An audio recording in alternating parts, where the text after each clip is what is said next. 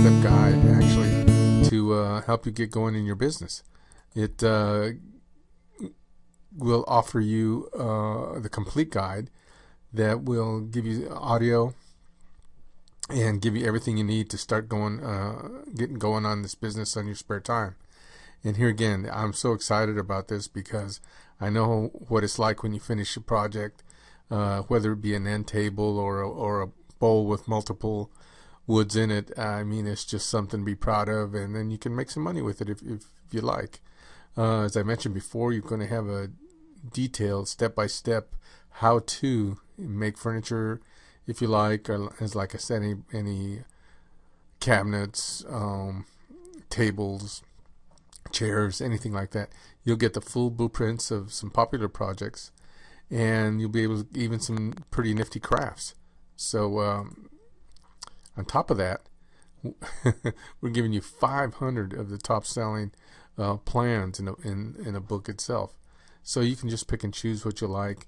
If you're ready to get started with this, take a look at it, give it a try. You're going to enjoy it, especially, like I said, if you like making things with your hands. My name is Brad Bernhardt, and I'm the owner and maker at Earlywood, a company based in Red Lodge, Montana. And there I manufacture heirloom quality hardwood kitchen utensils of my own designs. And I'm here at Summer Fair in Billings, Montana, selling them to Billings.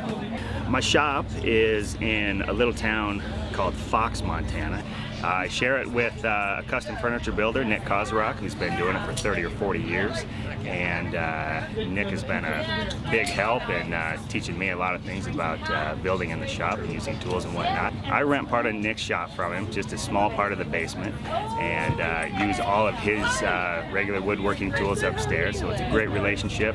I make wooden kitchen utensils, which are all very small, so I can function in a very small shop space. The part that's dedicated to spoon making is only about 12 feet by about 20 feet, and that's all I need with my sanders and bandsaw and things like that. My products are small, my scrap is small, and I don't have any big pieces to move around or anything, so I can do it in a really small space, which is great because it keeps the rent low.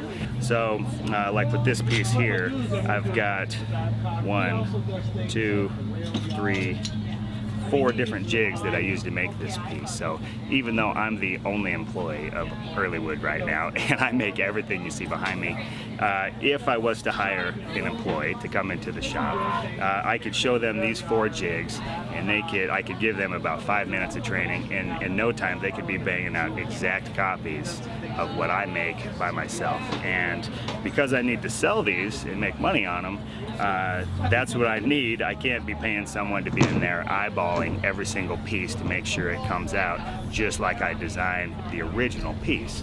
So the jigs, the flow of the shop, and all that will eventually allow me to expand into bigger markets, wholesale, more fairs and more online sales, and be able to transfer some of the work of the actual product creation to my employees instead of me being the only guy in the shop doing all the work and having to manage everything else at the same time.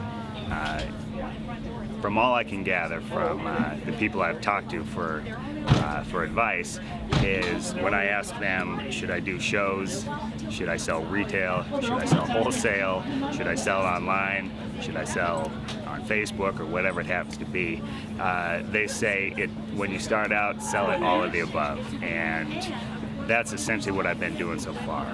This year I will be doing 8 shows, I think, 8 craft fairs, all in the state of Montana except for one in Wyoming. And I sell on my website, which is where I still make most of my sales, percentage-wise. I think about half my sales come from my web sales.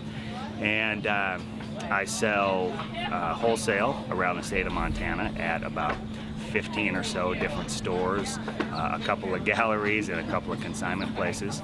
And you know, they all pitch in, and I get a little bit of money coming in from each one, and it just paints the whole picture of, you know, making it work, and, you know, allowing me to support my wife and my kids with doing what I love.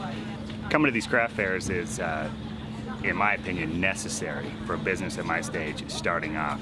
I get to meet with thousands of people over the course of a weekend, make a personal connection, make sales right on the spot, and I know for a fact that it helps my online sales directly because I watch my online sales at all time, and for the next couple weeks after this craft fair and after every other craft fair I do, there's a 2 or 3 week bump in online sales. I make sure to give every customer that comes to the booth that makes a purchase a card with some information about myself, a direct link right to the website, and it definitely pays off in the long run because I know those sales are coming directly from craft fairs.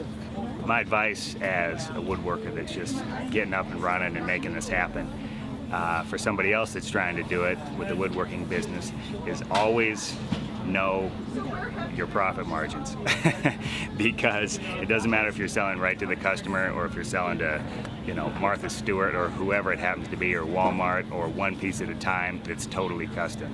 It doesn't matter if you sell 10,000 of something if you're only making a penny on it. So don't waste your time making stuff in products that you can't sell or that you're not making money on. Spend your time making sure you're charging enough for your stuff and you're making it quick enough that you can actually make a living on it.